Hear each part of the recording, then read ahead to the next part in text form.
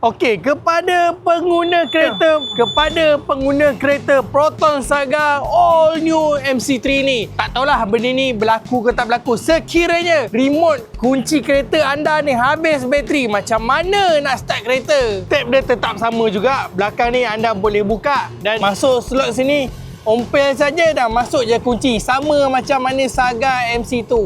Kalau Saga MC tu, cara nak start kereta ketika remote kereta anda ni dah habis bateri adalah anda kena rapatkan remote dengan push start button. Tetapi untuk all new Saga yang baru ni, cara dia berlainan sikit. Nampak tak konsol tempat letak air ni?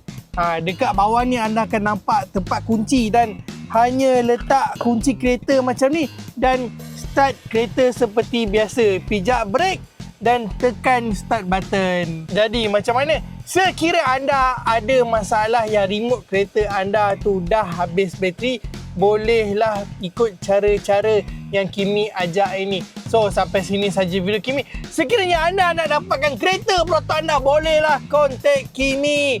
Okay guys, kita jumpa next video. Assalamualaikum.